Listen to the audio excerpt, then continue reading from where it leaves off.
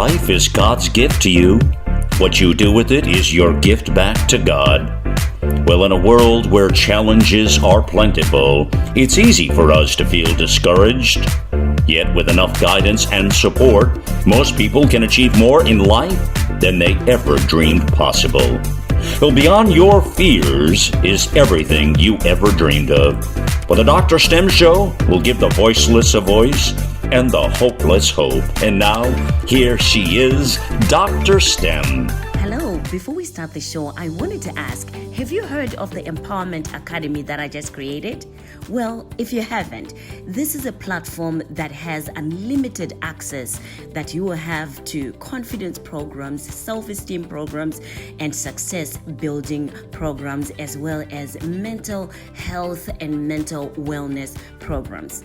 Join today at www.drstemi.com. Now, let's get into the show.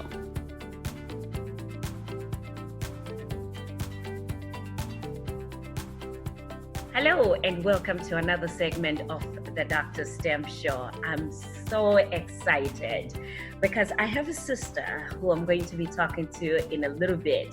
Her name is Clavia La'Toya Allen, and she was born in the Twin Islands of Trinidad and Tobago. So I'll tell you a little bit about her background.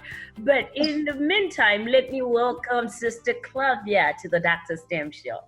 Oh, thank you. Thank you so much for having me. I'm just seeing the glow, that you're just showing here, and the topic that you chose to talk about. I'm excited because we're going to be talking about transitions. Yes. Okay. So before we do, let me tell you guys a little bit about Clavia. She was born in the Twin Islands, as I said, of Trinidad and Tobago, and she migrated to the United States at the young age of 5 years old, where she came here to join with her family. And at age 7, she started praise dancing and also accepted the Lord as her personal savior. Years later, she matured as a Christian and started her own business. She started an LLC called Dance with the Father Dance Camp LLC. And I want to know more about that one. In 2007, while was unemployed for a few months, she wrote her first book, Luck, Chance, Coincidence, God's Favor. And we need that book right now with everything we're going through. So in 2016, she started another business, Chosen 31 Handcraft. She makes handmade beaded jewelry for women, men, and for women and men. And currently she's working as an executive assistant with WINGSTER PHILIBERT Studios LLC, which is a movie production company. And guess what, guys? We're going to be talking to the founders of WINGSTER PHILIBERT Studios in a few weeks as well. So I'm excited about that.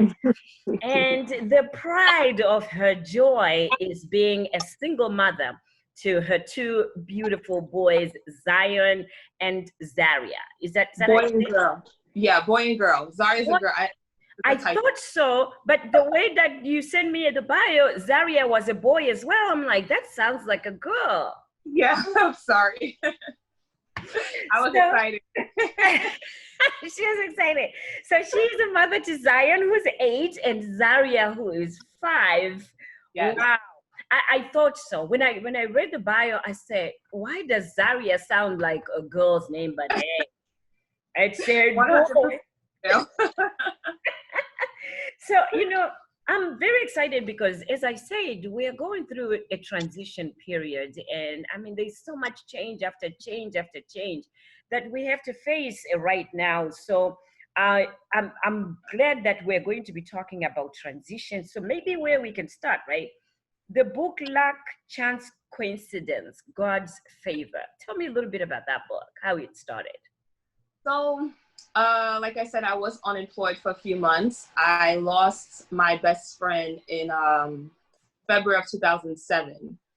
I also got out of a 3-year relationship during my college years. So once I graduated, things ended. And not to say I was bored, but I like to stay active. So not working, it gave me time to write. And I never considered myself a writer or an author.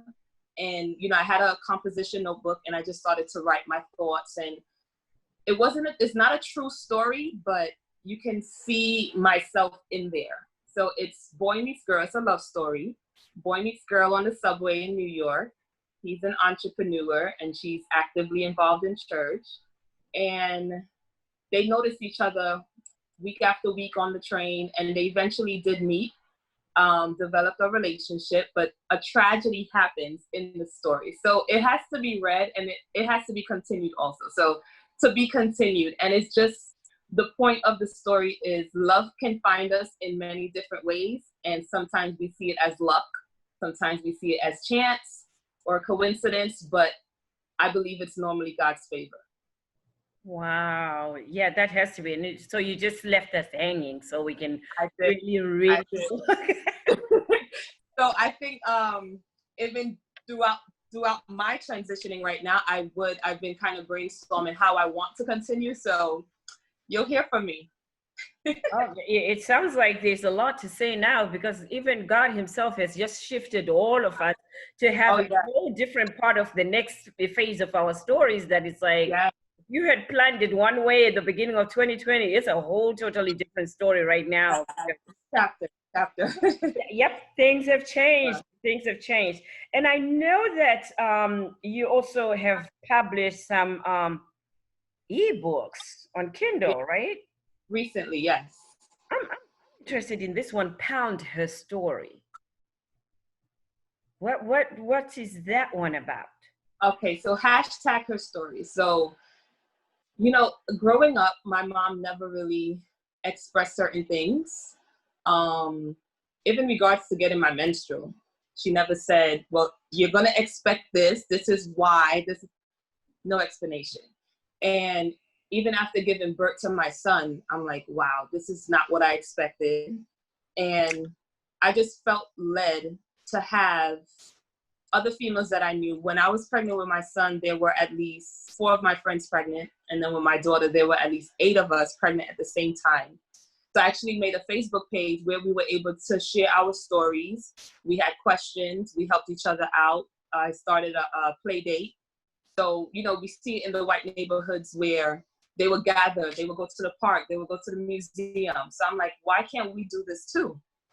So this year I decided to reach out to some of those same friends, and I asked them to tell their story, whether it was preeclampsia, whether it was depression, postpartum depression, weight gain, things that we were not told about. All we hear, okay, you're pregnant, great. What are you having? You know, let's throw a baby shower. It's so much more than that. Even recently, my sister gave birth on the 27th of June. And right now her struggle is breastfeeding and she's frustrated. And I'm like, you have to not be selfish. I know it is hard, but it's for the baby's benefit, you know. And it's just, again, that goes with her story because this is her second child, but her first story is not the same as her second. So hashtag her story is basically stories of mothers, young mothers. They're all, I would say, under 40, basically expressing their story, whether married, single, divorce, one night stand, telling their story. Oh, you did you see? I just aged myself. I'm like, pound his story in the huge hashtag. Oh, hashtag.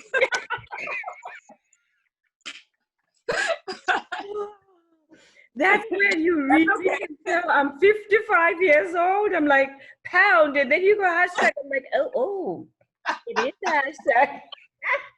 That's okay. Your excuse. But you know what? I applaud you because yes, there are many, many gaps to what our generation of parents were able to talk to us, were comfortable talking to us about, based also on how their upbringing was. Not much was said, so they carried that, value, and not being able to say or open up about certain things, to us. So I'm glad that your generation, you guys are beginning to open up. I mean, we didn't even know what a woman's belly, pregnant belly looked like until your generation that we're seeing, belly out. Photos, and I know. Like, wait a minute. And it's like the pride of being a pregnant woman, because my body's like this and it's going to stretch, and, I'm going to have stretch marks. So oh yeah, those things are becoming normal. And I think very helpful to all the other ladies, because like you're saying, everybody's story is going to be different. yes, Yeah. yes. So this group is live on Facebook. You have hashtag Her Story is on Facebook? Well, I'm actually going to recreate it because my son is going to be 9. So it was actually 9 years ago. Oh, wow. So I think it's something that I'm going to reestablish. So why do you think it's important for women to tell their story, since it's hashtag Her Story? Far too long, we've been very quiet. I think it comes with, again, either lack of knowledge or just being shy about certain issues. But I think when we speak up about our story, we're able to help someone else. Even if it doesn't even matter the age, but we can definitely, our voice can be heard. And you never know who's going to hear it, who's going to read it. I think it's important to tell our story. And, we hear history, as in his story, where men are basically the forefront. But I think it's time for women to really take a stand and be bold and, tell our story. I reached out to one friend and she said, no, my story's too dark. Another friend said, no, I don't think I want to share my story just yet. And good thing with ebook, let's just say someone does read it and they want to share their story, I can add to the book. So we can make 100 stories by, just having those women really speak out. So in hashtag Her Story, you're talking to different women that are sharing their stories.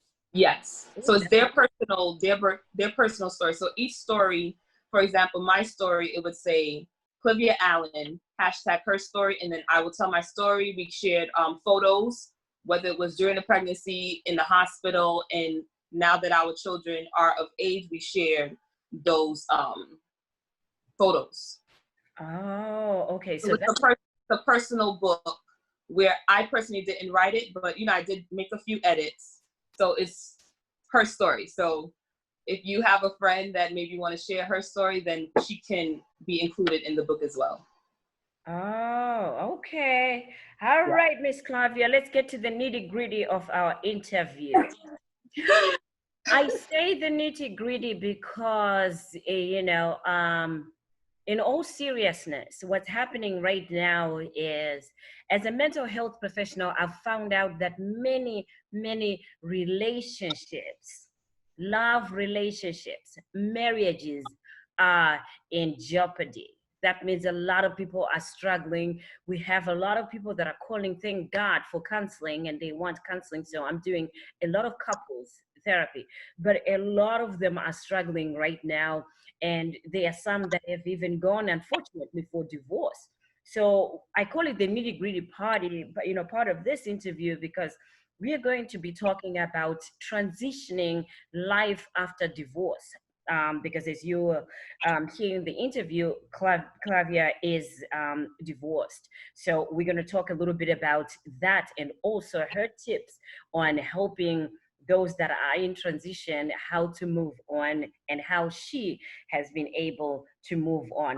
So probably we will start with, do you think when you got married, you married the love of your life? I'm going to exhale. No. And I say that because I was young. How old? I was 25 when I got married. I met this individual. So everything happened really fast. And it goes with being naive, not wanting to speak up, whether my sister and I are close in age. I had a best friend that was 10 years older than I was, but I didn't express certain things to them. Like I mentioned earlier, I was in a 3-year relationship during college where I was not, we weren't intimate. And after we broke up, I was heartbroken. I wasn't looking for another relationship. And, I grew up a Christian. My dad was a pastor. And when I met this person, so there's a lot of in-betweens, but when we met, I was given his number. Someone played Cupid, and I waited maybe 3 days to call him. And I'm like, you know what? Maybe I'll give this guy a chance. He visited my church, and, you know, things moved really fast. We met January of 2000 and I believe it was 2009, and he proposed December 2009. We got married June 2010 and got pregnant that fall, November 2010. So everything happened really fast. Our work schedules were opposite, so we didn't spend time with each other to get to know each other as newlyweds. I already felt that I was going to be a single parent because of not getting to know him and his upbringing. He wasn't close with his mom. There was just a lot of loops and red flags and things that I always wanted my husband to be like. And in the back of my head, I'm like, he'll change. You know, I'll help him change. I'll help him be a better person. He wasn't a bad person, but he just wasn't, not to say my equal, but we weren't compatible. And I would say life happened where I wanted to go counseling. He didn't want counseling. And, you know, again, I'm going to be very transparent. I was on birth control after my son. Things started to look a little better. So I came off of birth control, and we said we're going to try to have another baby. But I told him, if we're going to expand this family, you have to pull your weight. You have to want to go counseling because we need help. We don't communicate well. We argue over nothing. And 3 years later, from my son, so I gave birth in 2014 to my daughter. And a lot of people say, oh, wow, that's a beautiful child. And, you know, sex is sex. We never made love. So even in regards to marrying the love of my life, I think I married him because I was young and I didn't want to have sex out of marriage. I wanted to do it the right way, but never seeking that counsel before saying, yes, I'll marry you. And even during our early months of marriage, never really was encouraged. It was mostly, well, if he wants sex, you give him sex. And, you know, being submissive, it wasn't even explained in regards to being a team. We weren't friends. And that's something that I always wanted. I wanted to be friends with my husband. So it came with a lot, and I learned so much. And I realized, you know, there's a scripture that says, what God has joined together, let no one put asunder. But I'm like, did God really put us together, or did we put ourselves together? Was that our choice? And I really think we chose, but God had a plan. We have 2 beautiful children. And, you know, we're not friends today, but because of our children, we do correspond. And yeah.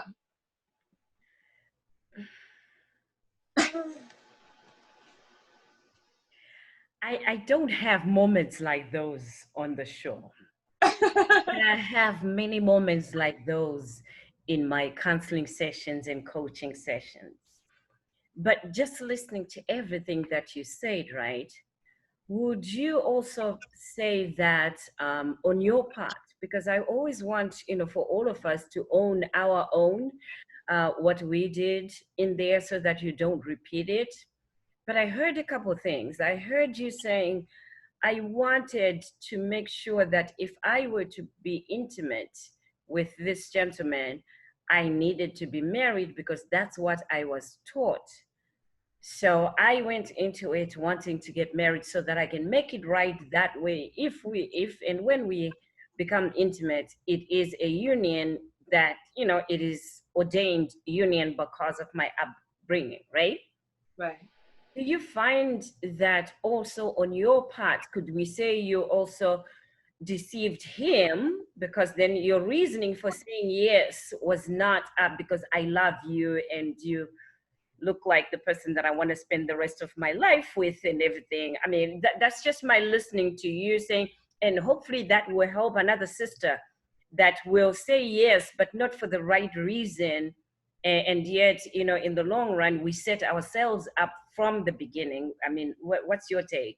That's just my... So, yeah, you know, when I look back and, you know, we did go counseling, I would say near to the end, we saw maybe 6 different counselors. And that was one of the things, one of the questions. And then he asked me before, he said, so why did you marry me?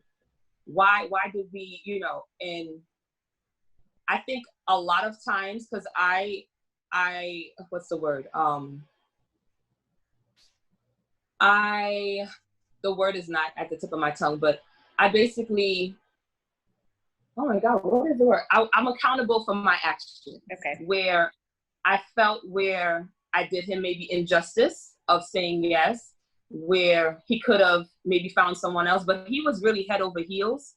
And I remember one of my friends said, well, you know what? If he loves you more than you love him, because I loved him, but I wasn't in love with him.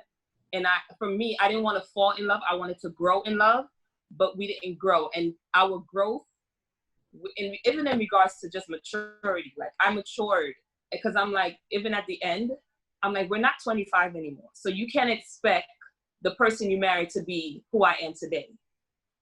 So I told him, maybe you could have left. You could have married somebody else, but we said yes to each other. And, I'm learning so much where men love sex. And I just think if it was more of a more organic relationship, it would have been easier in regards to giving him what he wanted or pleasing him, and then me being pleased. Because honestly, there were a lot of times I'm like, just take it, you want it, good night. And I would go to sleep crying. Even me starting my bracelet line, my beaded jewelry line, I would stay up until 4 o'clock just so I won't have to go to sleep next to him, and it became really toxic. It became emotionally draining. So I think for women, understand it's okay to talk about your feelings.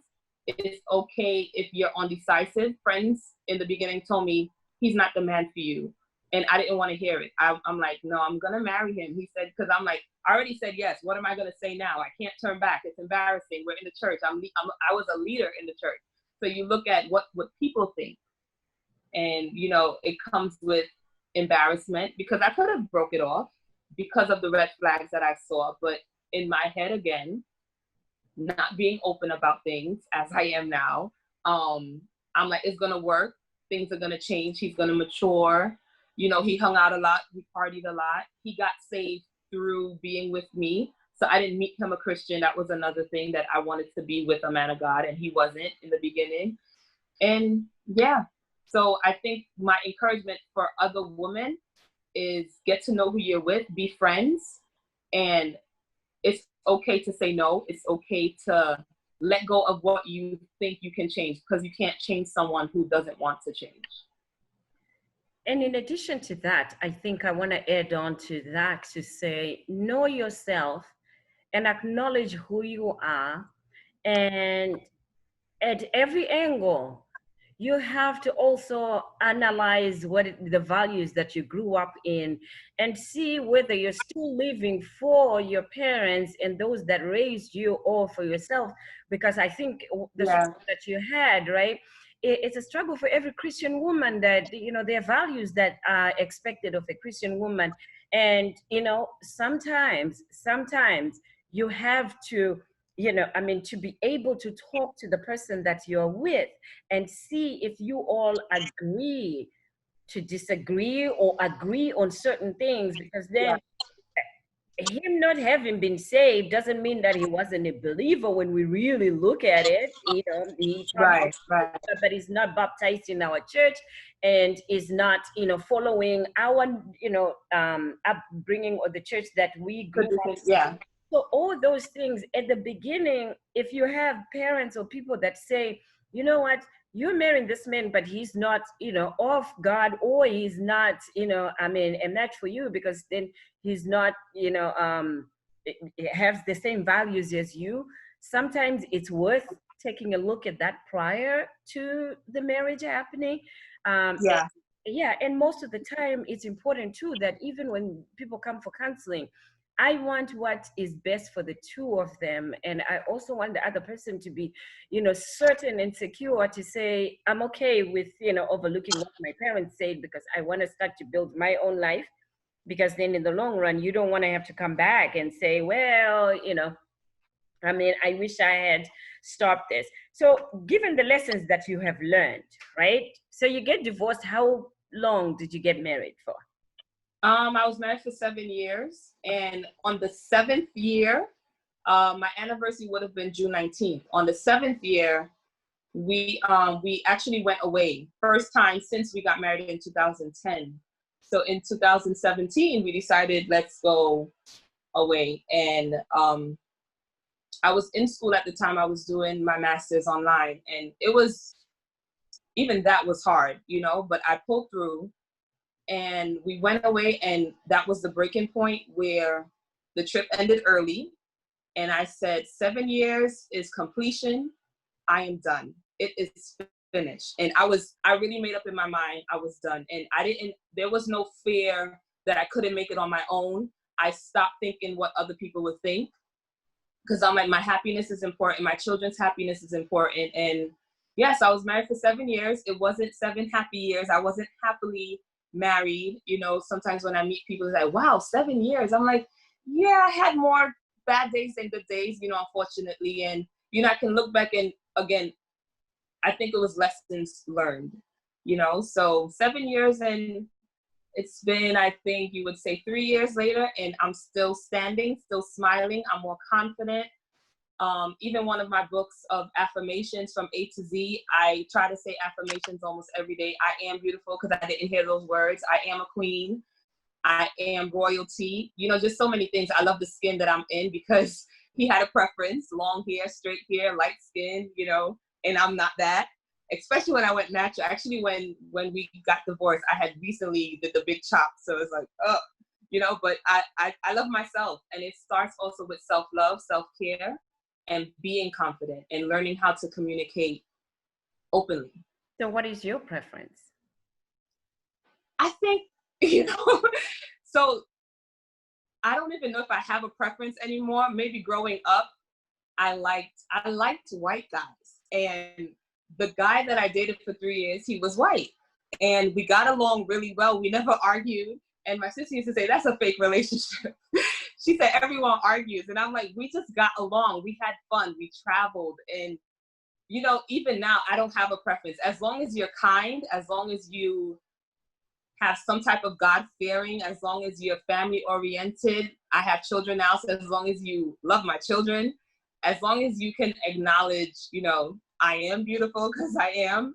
I don't have a preference. I think you got to be taller than I am. You can't be shorter. Girlfriend, you have a preference. That's a lot, right? A preference. What you need to do is to be real and honest with yourself and go with that preference. There's nothing wrong with that preference. The way you light it up describing this relationship and how nice it was, no arguments and no nothing, it just like lightened you up. You also made a mistake and settled for somebody that was not your preference. So, okay, you have a preference. Next time somebody asks you. I love black men though. Okay, what you love. You just explain what you love. Stop putting another brother through all this hassle. So don't say yes to the brothers. Brothers, don't get her. She got a preference. So what's the one advice that you'd give your 25-year-old self? Not from your perspective, given the perspective of our conversation so far. And because as you can see, I'm lighting the light, I'm turning it so that it shines on you and you get to take a look at yourself, because then I'm seeing a lot of things that you also, you know, I mean, made a mistake on and led on, you know, this ex of yours, that if you had been honest with yourself, maybe it could have been different as well. But if you were to look back now, what would you tell her? I would say, you're beautiful. Love is real. And just thinking about, don't let no one stop your vibe. Your parents made a choice when they were young and they lived for themselves. So you too should live for yourself. And, you know, sometimes we listen to other people's opinion, but it's okay to stand and choose for yourself. I would also tell myself that the next few years, because 25, so in the next few years, it's going to be hard. It's going to get hard, but you would survive. You would find out how strong you really are. And, you know, just being independent from a young age, working since 16, having your own, never be intimidated by how much you make or your goals or the legacy that you want to build. And just be yourself, be genuine. That's what I'll tell myself. That's really beautiful. That's really beautiful. And I know now you have a 5-year-old daughter. Mm-hmm. What are you preparing for her? My little princess, Zaria. Yeah. I let her know she's beautiful inside out, to love the skin she's in. You know, even for her, she watches some of these shows and she wants her hair to be down her back and, you know, straight. And, you know, she questioned in regards to not being white, but wanting to be white. And, you know, I would tell her, even in regards to love, like, love will find you, enjoy life, travel the world. And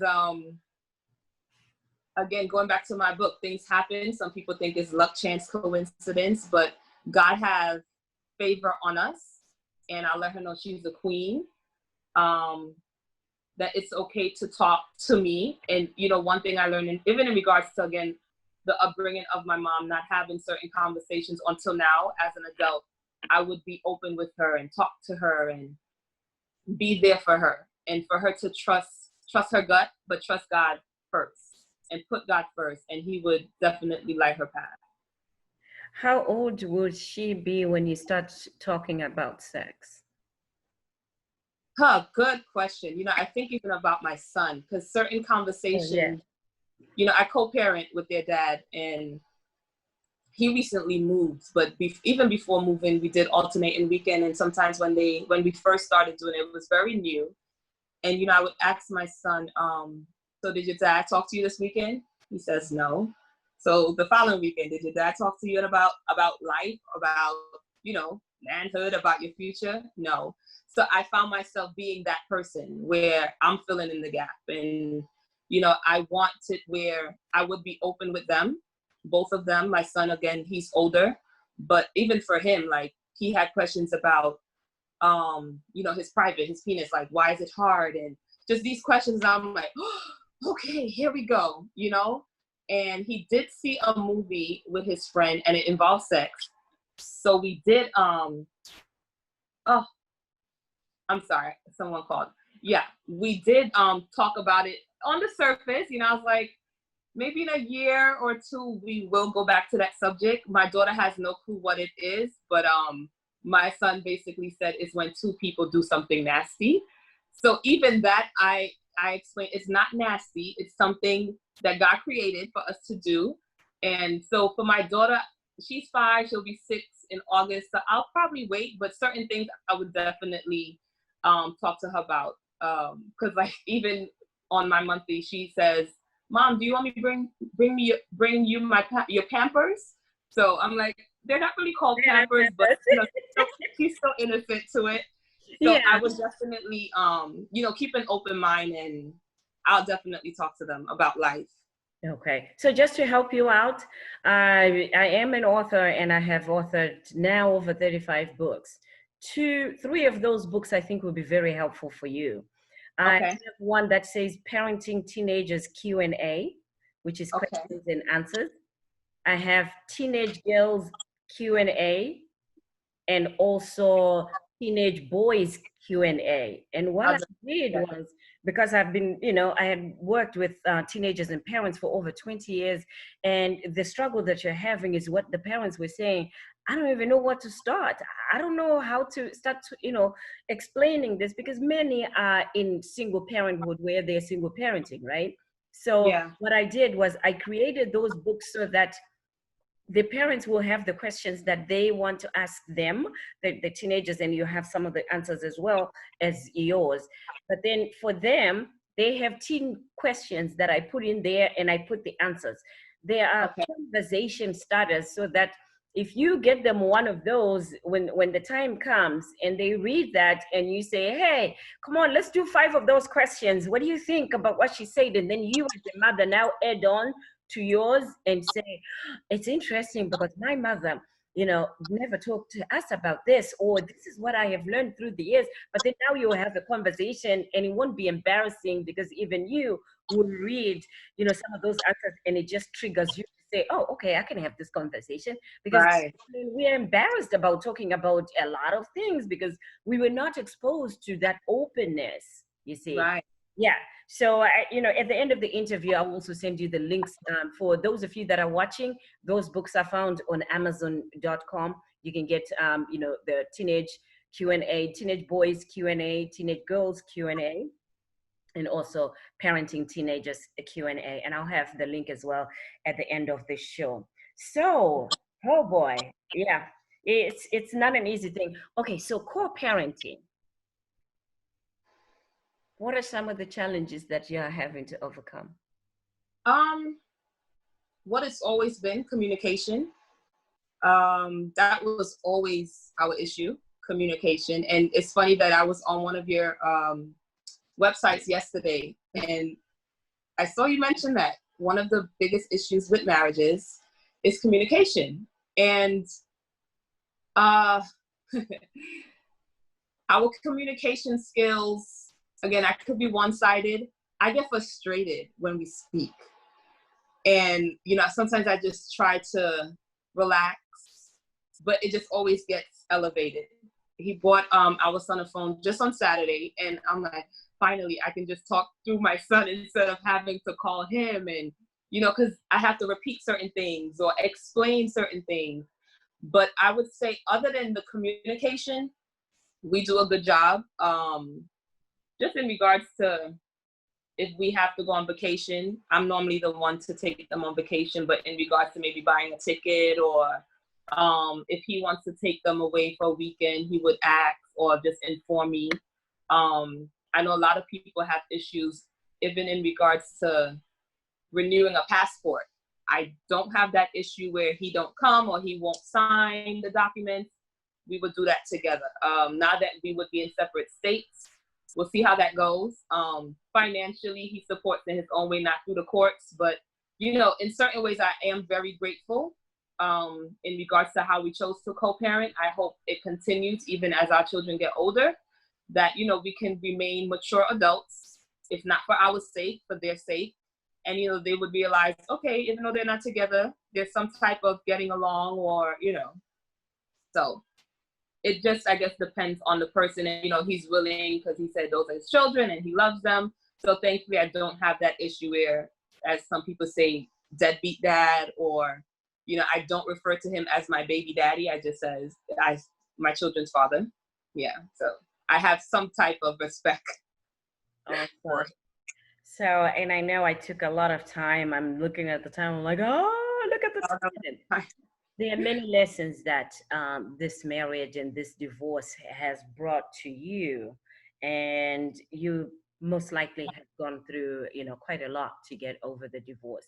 So I'm going to give you, probably a few minutes to just tell us, how you've been able to deal with the divorce and overcome the divorce to become the confident you that you are, today. Okay. Again, it goes back to me being independent, very strong-minded. I'm not an introvert, but I'm not an extrovert, but I speak my mind, especially when I feel, not that I need to be heard, but you need to hear me. Like, you need to hear me out. So having a relationship with God was my strength. Music, I love music. So there was just certain songs that just touch home, to encourage me, to say, girl, you're not the first and you won't be the last. So it's okay. Even in regards to letting go, a lot of times I would be the counselor for others. And I would say, don't stay in a relationship for the children. Then I found myself in this marriage. My son was born, then my daughter was born. And it's like, although we had our issues, I wanted to stay for them. But then I would be crying especially even during my second pregnancy. It was so hard. Every day I would cry. Even when I found out I was pregnant, I'm like, God, why now? This is not the right time. Like, no. And I just, again, I was on birth control. I just got off and it just happened like that. It wasn't like we went on some getaway and romance. No, it was just like, yeah. So just finding out that I was pregnant, I was already 6 weeks. It was devastating, but I put my life in God's hand. I'm like, you know what? Zaria found out she was a girl. She's a gift from you. And I said, you know, when we decided to move on, you know, he left in 2017 and I didn't cry over him. I didn't. And the tears that I had was more anger. I became very, very bitter. I became someone I didn't want to be. I was involved in church. I mentioned praise dancing. I mentioned I did so much. I was on the worship team. I taught Sunday school. I worked in the office. I put all of that to the side because I wanted to find myself again. So for anyone that maybe they're second guessing, walking away from their marriage, whether it's domestic abuse, I think for me it was more verbal and emotional abuse where I didn't want it to kill me. I'm like, I don't want to die this way. And I always told him that, I'm like, you're not going to kill me, not physically, but you're not going to kill me emotionally. You're not going to kill me physically. And even in regards to being intimate, like I felt I was being taken advantage of because we were married, because I had to. I learned so much. And even in regards to my body image, you know, I talked about #HerStory where, you know, I had the best bod. My stomach was flat. And then my children came and it's like, whoa, you know, I didn't gain weight as others would, but my weight was in my middle area. And I'm like, oh my God. So I didn't want him to see me naked. And, you know, now I can walk around nude and I'll be okay with seeing me. So it goes with loving God, putting him first, loving yourself. If you have children with that person, love your children. Don't hate them because that person they remind you of that person. My daughter resembles her dad a lot, but, you know, that doesn't stop me from loving her and, you know, treating her a certain way. My son, the same thing. You know, I teach them what love is, and love is kind, it's true, it's patient, it's not angry, you know, and just love is love, and I love love, and I can't wait to be loved. And who knows, Prince Charming may be knocking at my door, and I'll be ready. And yeah. You're too gorgeous for him not to come knocking on your door. So he will. Get ready. You know, and even in regards to transitioning to, I am moving pretty soon. And even fear holds a lot of people back. The fear of the unknown, but I can't live in fear. If I lived in fear, I would have been married still, suffering in my marriage. I would have not decided to change careers. I would have just done things so differently if I was a fearful person. But I'm bold, I'm confident, and I'm just ready for the next chapter. Congratulations. By the way, I forgot to tell you guys, she just got a brand new job and is moving to Florida, whilst everybody else is like, COVID-19 is here. I can't. God is still in the business of favor. So he's doing favors all around. Don't miss yours, because you know what? Clavia is coming to Orlando. New York or New Jersey? Where are you? New York, Brooklyn, New York. Oh, she's in Brooklyn, New York. So you see, God is still in the midst of that favor. I want to thank you so much for coming to the show today. Thank you so much for having me. Yeah. So do you have any words of parting as we part? Favorite quote? All my females out there, just be encouraged. You can do all things through Christ. And if you don't believe in Christ, you can do all things if you put your mind to it. Never stop grinding. Don't let no one kill your vibe. Raise your vibration and love yourself. Remember to always love yourself. Smile. Pamper yourself. Do your hair. YouTube. Go to YouTube University. You'll learn everything you need to learn. Don't you just love? I love YouTube. So just be encouraged. And, you know, I'm glad that I can be a voice for the voiceless.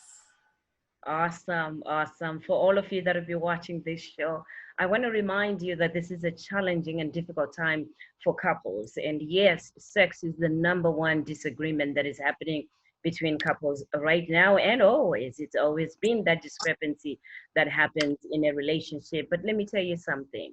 Sex is only a symbol of a lot of other things that will be happening in your marriage, a lot of other discords that are going on in your marriage. So if you are struggling, I am a marriage counselor. I am a licensed, counselor. So do talk to me, email me for an appointment. Let's talk. I'm doing virtual counseling right now where I'm talking to both couples. You can talk to me on the phone, FaceTime or Zoom, or we can even do telephone, but you'll be amazed at the difference that that makes, because we do need for all of you to use this time to resolve some of the miscommunications or problems that you've been having. So until then, I just want to thank Ms. Clavia so much for coming here. Thank you so much, Dr. Sam. And I see you in Orlando. Yes, I'll see you too. All right. As always, this is Dr. Stem. Be encouraged.